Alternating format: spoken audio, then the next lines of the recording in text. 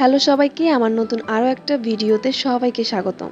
2 দিন টানা বৃষ্টির পর আজ একটু রোদের দেখা মিলল। আবার যে কখন বৃষ্টি নামবে তা বলা মুশকিল। আমাদের জীবনটা না ঠিক এই রোদ বৃষ্টির মতো কিছুটা, কখনো রোদ কখনো বৃষ্টির মতো। কিন্তু তা বলে পিছিয়ে থাকা যাবে না। জীবনে দুঃখ যেমন আছে তেমন সুখও আছে, আবার যেমন ব্যর্থতা আছে তেমন সফলতাও আছে। জীবনে হেরে যাওয়াই ব্যর্থতা নয়, পিছিয়ে পড়া মানেই নিঃশেষ হয়ে যাওয়া নয়, প্রিয়জন ছেড়ে যাওয়া মানেই বেঁচে থাকাটা মূল্যহীন হয়ে যাওয়া নয়, এক দরজা থেকে ফিরিয়ে দেওয়া মানেই সব দরজা বন্ধ হয়ে যাওয়া নয়।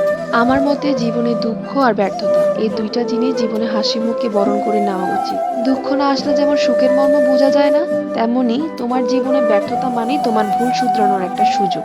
জীবনের প্রতিটি মুহূর্ত একবারই আসে আর একবারই চলে যায়, কিন্তু আমরা প্রায় সেই মুহূর্তগুলোর গুরুত্ব বুঝতে পারি যখনই সেগুলো হারিয়ে যায়। হারিয়ে যাওয়ার সময় যেন একটা নীরব ব্যাখ্যার মতো, যেটা আমাদের মনে অনুশোচনা আর আফসোস রেখে যায়। আমরা সকলেই মানুষ, আমরা কোনো জিন বা ফেরেশতা না যে আমাদের কোনো ভুল হবে না।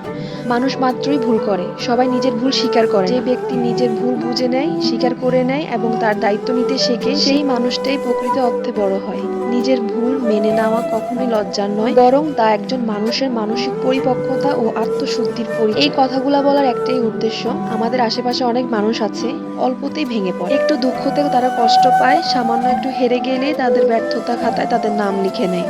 যাই হোক, অনেক কথা বলে ফেলেছি। 2 দিন বৃষ্টির ছাদে গিয়ে কাপড় মেলতে পারিনি, তো আজকে গিয়ে সব কাপড় মেলে দিয়ে আসলাম, সাথে ফুলও তুলে নিয়ে আসলাম। এদিকে বড়দি দুপুরের জন্য রান্না বসিয়ে দিয়েছে, দুপুরে রান্না বান্নার আয়োজন চলছে, আর আমি গিয়ে সকালে স্নান টান করে আজকে গোপালের পুজোটা আমি দিচ্ছিলাম।